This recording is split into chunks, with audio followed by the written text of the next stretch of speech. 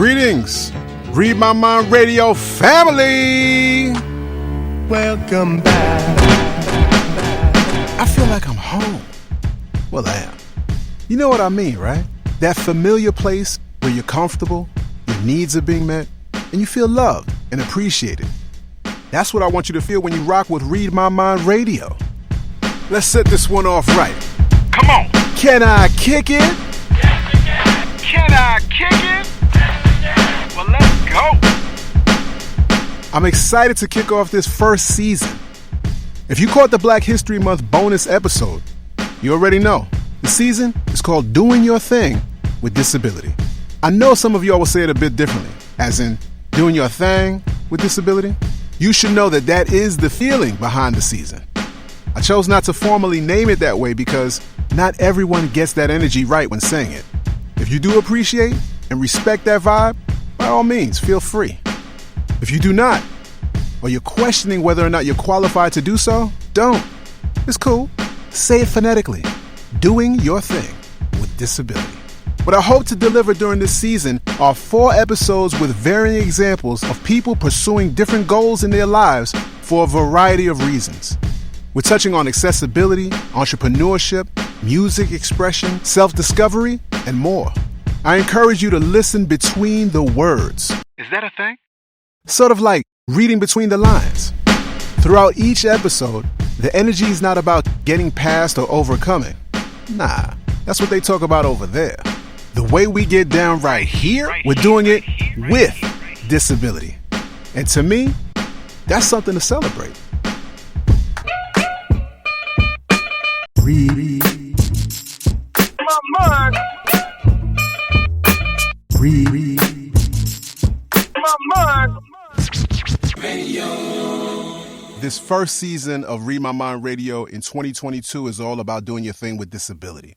And I wanted to know, what does that mean to you, doing your thing with disability? To me, it means being my authentic self, and disability is just a part of my shell. And it's a part of the filter that I'm experiencing this physical life through. I can't escape that. So it's a part of who I am. It's just not all of who I am.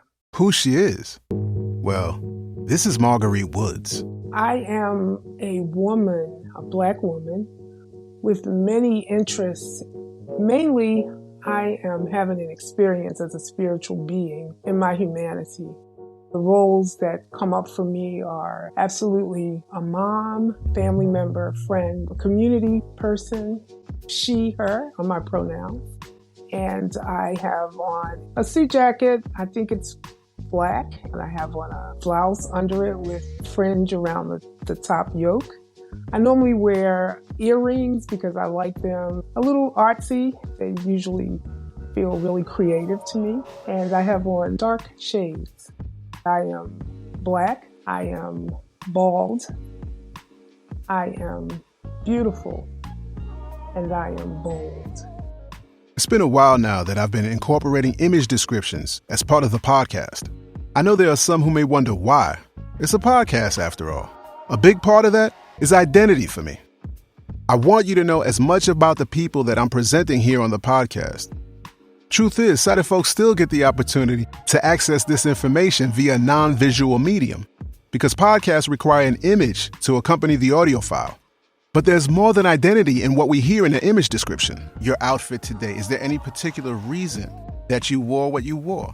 I decided deliberately to wear what I'm wearing. It feels comfortable. I think it looks good. I know we talked about possibly a video at the end, and so I wanted to project a certain image, and so I wanted to feel a certain way while doing the video. I feel very feminine. My outfit helps me to feel like that. The earrings are just an added touch. Because I'm bald, I think that it highlights my frame. Being intentional goes beyond her wardrobe choices. Marguerite is thoughtful with her words. It's one of the things that really stands out when first meeting her.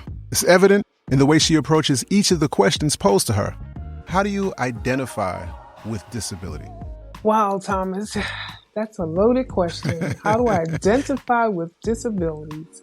It's been a progression of things, and where I am today is because of that progression.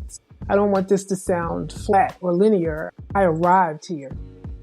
I've been toying with how do I talk about what we've been calling disabilities. And as I think about them, my blindness and others with a variety of different things, what I keep coming up with is this whole idea of diversity. We have diverse abilities. My relationship is that whatever I'm dealing with, and in my case it's blindness, it's given me an opportunity to explore the life that I'm living from a very different perspective than I started out exploring life. I mean, living life. I think of each of us as an explorer or a pioneer in our particular part of life. That exploration can take her to foreign places, but much of it is in herself. In fact, she sees it as selfish.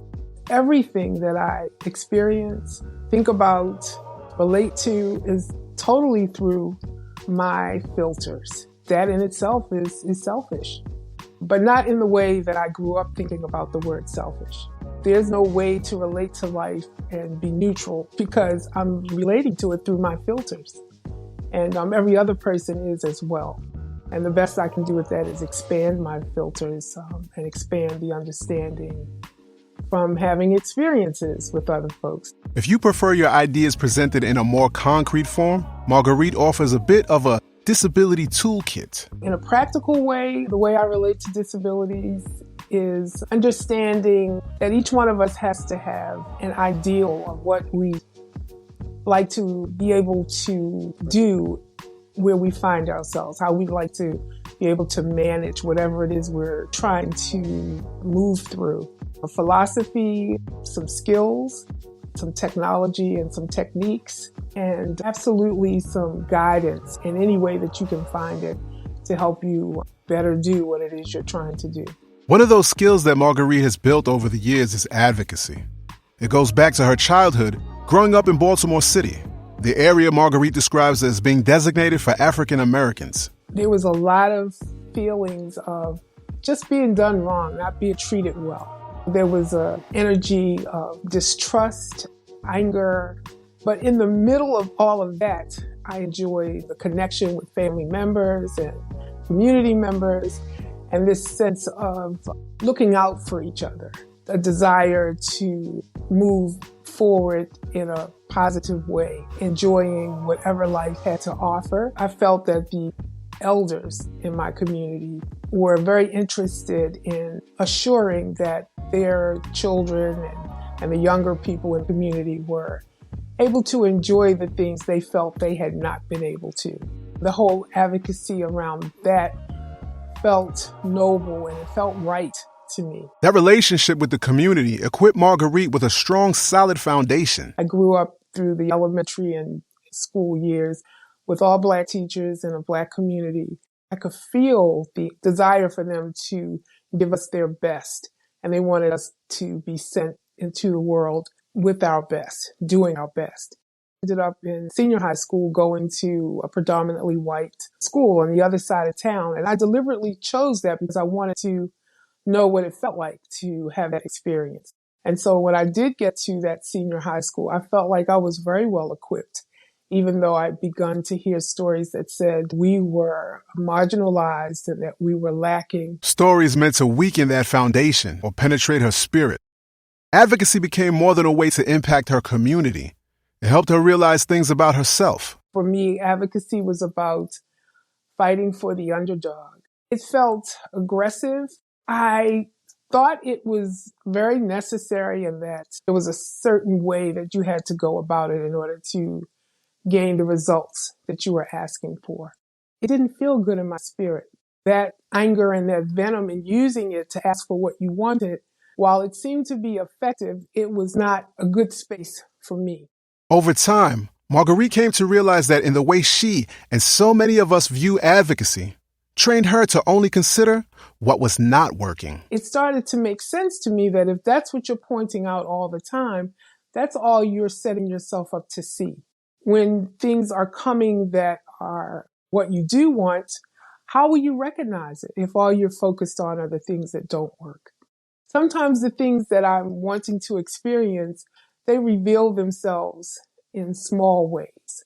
The more that I'm open to understanding and realizing those smaller things, the momentum can pick up. But if I don't recognize it, then how will I be able to enjoy it becoming larger in my space, in my experience, for myself and for my community? Yet, only focusing on the things that you want or those things that feel good can prove to be quite unfulfilling. I've got to own how I feel, accept that as where I am, recognize that I want to be in a space that feels a lot better, but that causes me to have to identify what is it that I'm asking for.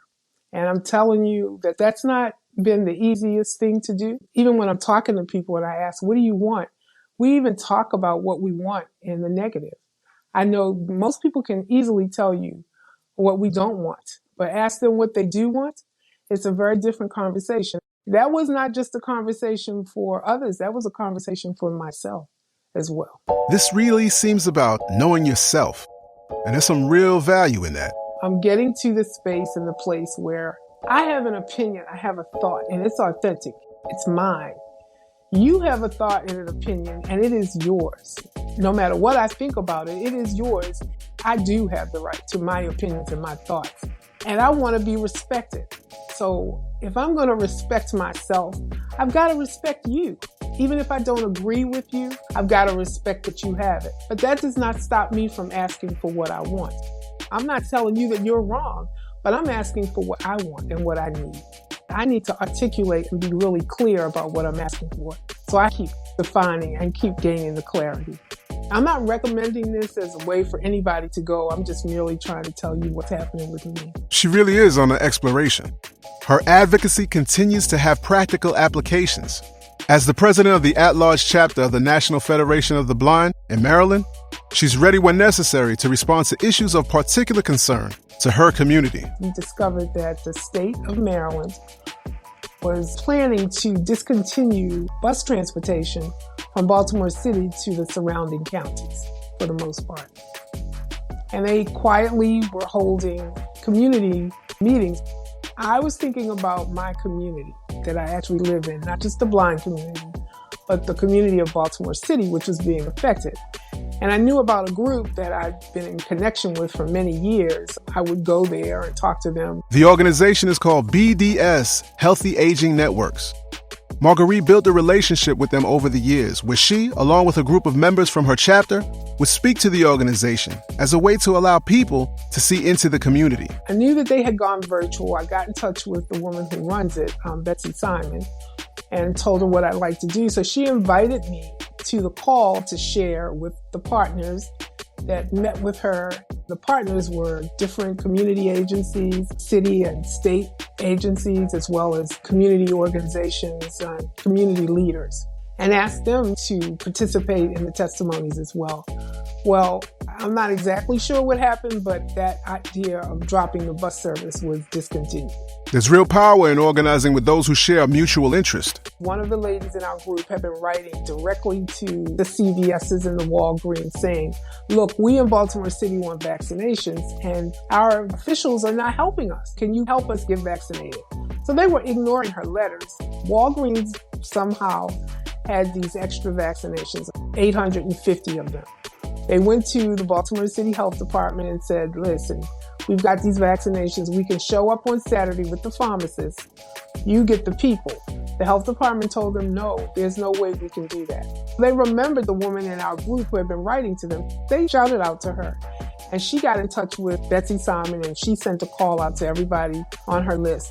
Can we do this? And so we said yes. With some quick planning and putting people into action, they got it done. Advocacy, asking for what you want. And that's what that woman did. She kept asking for what she wanted. In the midst of them saying, no, we can't. The health department did not help us. They said that they couldn't do it. And after we did it, it showed that we could. She continues showing up to Zoom calls, reminding organizations to make sure their materials and information is getting to the low vision and blind community. She's actually seeing progress in this area. Again, the advocacy work teaches her things about herself and how that can benefit others. I think that the key for me is to take what I've been able to get in terms of training and beliefs, philosophies, skills, and so forth, and just come right back into my community and be a person in the community. It's sort of like teaching from my example. If it helps the blind community, it's helping the rest of the community as well. Those things are created and envisioned by the blind. We are contributors to what this society is and what it can become. Are you socially responsible? I don't even know what that means. No one knows what it means. It's true. No one knows what it means. Not even me. I just think it sounds cool. Cool, like the Read My Mind radio giveaway happening right now on Twitter. We started in January on Facebook, then moved to Instagram. And during the month of March, we're focusing on the final platform, Twitter.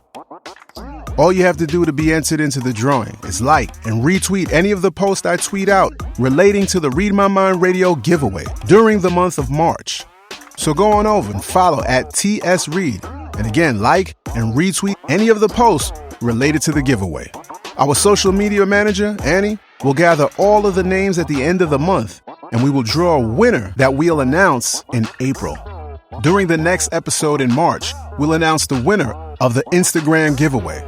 Make sure you follow Read My Mind Radio on Facebook and Instagram. Oh, wait. That's being socially responsible. Now, let's get back to the episode. During your first time on the podcast, you subtly and quite nonchalantly, dropped this thing about spending some time in India. Can you share the story of how that came about and what you actually did in India? I went to something in Baltimore called Blind Industries and Services of Maryland, which is a training facility for adults and older adults who want to gain skills and be able to manage blindness. When I finished there, the director at the time sent to me an email, and in the subject it said only 2 days left. She actually discovered and read the email the next day. That's when she found out she had 1 day left to apply to the International Institute for Social Entrepreneurs. It's in Trivandrum, which is in the southernmost part of India. I got these thrill bumps all over me when I was reading it. It just filled me up. You had to have it in. I think that day I was able to submit it. They sent back and asked for some more information. I sent it to them. Later on, they sent me a letter and told me that I was accepted. Marguerite didn't tell anyone about applying to the program. That is, until she received her acceptance letter. Coincidentally, that good news arrived near her birthday. So when her family asked what she wanted to do, she was prepared. I want to go to an Indian restaurant. We were talking and eating, and then when they got to the part of wishing me a happy birthday, I told them that I would be going to India, and they were all shocked. Who are you going with? Who are these people? Blah, blah, blah. Mind you, I'm totally blind at that point. I'm going alone. I don't know the people other than I met them online. So they were like, oh no, this, you're not doing that. They had all these what ifs. They were really afraid for me, but something that I learned a while back and was able to practice is when you get an idea about something that you want to do and you're trusting that it feels good inside of you, that is not the time to share it, because you've heard of dream killers, and they don't even mean to be. They were very good intentions, but they will kill your dream before it gets off the ground. Many of us have fallen victim to or have been a dream killer. Perhaps one or two bodies? Maybe you know some real serial killers. Those who just throw daggers at anyone with an idea or plan to step out and try something new. Chances are, they don't mean to discourage. It's more about a fear or a lack of information on their part. The point is, we need to protect our dreams like they're our babies. You can't share it when it's in its infancy. You've got to let it mature. When it felt solid in me and I'd worked out my own kinks and realized I had no fear, no reservations. So when they came with all that they had, it didn't sway me because I'd already worked it through and I was solid in how I felt. And so I let them go through what they needed to as I continued to get myself prepared to go. She received the news in July and left for India in January. I stayed there for a year, came back in December. It was quite an experience. I got to work with NGOs, non-government organizations. We worked with gay and lesbian organizations in India. As you might imagine, being a quote-unquote third world country, homosexuality is not something that is readily accepted. With all of the challenges that we have here in the United States, the magnitude of it there is beyond the scope of what we can expect. It's so dangerous. These people are so adamant about being able to live their lives out loud that they're risking their lives for even just saying that they belong to an organization like that. Wherever you go in the world, marginalized groups exist. The language and faces may appear to be different, but underneath it all, things look familiar. In India, lots of people wanted to bleach their skin. So for those who don't know, folks who haven't Okay. seen before in their life, they may not necessarily know that Indians are black. I mean, some of them might not like me saying that, but Indians are black. Yes. Some of them are very dark in their complexion. They want to be white. They want to be fair-skinned. It's important to them. And so they do bleaching creams. I've heard of people whose families would make these potions. So when the woman was pregnant, she would drink these potions that would help to ensure that her child would be fair when it was born. She was drinking it? Oh, my goodness, man. Oof. To give a sense of how much of an issue this is, Marguerite shares some description of a commercial on Indian television. It was a woman in a park. She's walking with her boyfriend. She was darker complexioned and he was fairer. He sees another girl in the park and she's fair-skinned. And so he drops the arm of his darker-skinned girlfriend and he dances off with this fair-skinned girlfriend. The darker girl is hurt and upset. So she gets this cream and she uses it for a prescribed period of time. And he sees her again and she's fair-skinned now. So he drops the other person and now they're happily ever after. God. That was a commercial? This was a commercial, yeah. On regular TV? On regular TV. Damn. The idea was to go and fight against the companies that were making creams. My thing was, well, before you can fight against the company that's making the creams, I think we need to educate the people. Let's start with the children because they were doing it with kids as well. And they were doing it with boys as well as the girls. We went into the schools and we were talking to them about melanin. The schools that we went to, none of them knew about melanin. Of course, they knew that there was skin that was darker, but they didn't understand it, how incredible melanin is. Do you want to break that down a little bit? Yeah. Melanin is such a protective coating and that a lot of things can't even happen without a melanin, how powerful it is and how wonderful it is. You can tell people about melanin, about a rich history where people who look like them weren't colonized or robbed of their resources. But ultimately, it's about self-love. My idea and the group that I worked with, we felt like it was just as important for individuals to decide that they wanted to embrace who they are, right where they are, and fall in love with that before you can start telling a company not to sell bleaching creams. Until people are educated and can find a way to feel good about themselves, to me is a moot point. I don't think you can do one without the other. This problem isn't at all unique to India. It was a big thing here in the States. Several islands in the Caribbean, including Jamaica and the Dominican Republic. White supremacy is a hell of a drug. We're not supposed to be the same. And because one group is one way and another group is a different way, does not at all indicate that you're better than or less than the next group. Although we use that as our vehicle to control and manipulate. Because it has worked so well, it continues to happen that way. But we can't just throw our hands up. We have to, I think, continue to help people understand that it's okay to embrace yourself where you are. Embracing yourself, as in the color of your skin. Whether you're in India, Africa, the Caribbean, or here in the States. The texture of your hair, your sexuality, and yes, your disability. It's what makes adjusting to disability so challenging for many. You may not even realize how you felt about disability, and that can then impact how you feel about yourself. I realized I had some very negative thoughts and feelings about blind individuals that I did not realize I had.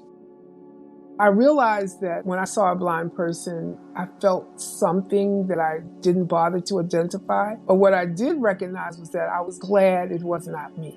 And that was with any disability or anything that wasn't held up as a beautiful thing by the society norms.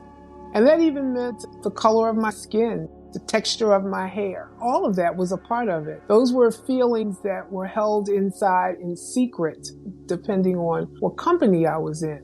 Blindness exposed me not just to the blindness, but to the other beliefs that I was holding. I could not really know what I was holding on to unless I had an experience that brought it out. I tended to think that I was who I wanted to be, not able to see who I actually was being. As an adult, I had to find my way to that I wanted to live as a person with blindness. It was very different than living as a person with low vision. Total blindness was a totally different experience for me. And so I had to make a decision for me. You know this isn't about which level of visual acuity is more challenging, right? It's not a competition between disabilities. In fact, it has less to do with any external factor at all. I just remember saying to myself that I have got to make a decision about how I want to be, because the anxiety was because I did not want to be blind. But I'm blind. I really did know that the question for me to answer was, do you want to live as a blind person? And I realized I had not made up my mind, which also contributed to the panic attacks that I was having. I was scared to know what I really thought. That was a very traumatic time for me. And I went through that solo because I couldn't talk to anybody about it. I had tried to find a counselor at one point, but I couldn't find counselors that knew blindness from the experience. And so I didn't trust them enough to share that. I had done enough spiritual practices during my life that I used the tools that I'd gained. And I made a decision that I did want to live. And so here I am. Here you are. Here I am. That's right. Yes. That's right. Yeah, here I am. Marguerite, this is absolutely fantastic. Because of all the things you do, your willingness to advocate, coming on a podcast to share and help others, doing your thing with disability, you, Miss Marguerite, are an official member of the Read My Mind radio family. I need you to know that, okay? Yes. So you was already official, but I don't know, should I make more levels of officiality? So you definitely official. I truly respect and appreciate Marguerite for her honesty and sharing her wisdom and insight that I just know will be of real value to many. Check out how generous she wanted to be when I asked her to share contact information. You can call me. You can call my mobile number, which is... Marguerite, this is on the internet. Are you sure you want to put your mobile out? No. I guess I don't. Well, they can go to the NFB page, nfbmd.org. The at-large chapter will have my information. Or go ahead and email her and tell her how much you appreciate her valuable perspective. mwoods719@gmail. I don't think there's anyone I'd rather have kicked off this season with more than Miss Marguerite Woods. Did you listen between the words? Dude, I don't really think that's a term. She shared valuable ideas. Some were very practical, like suggesting we create our toolkit to manage all aspects of our lives. And others were more philosophical, like exploring life through blindness and other identities, choosing to think about and speak in terms of what we want.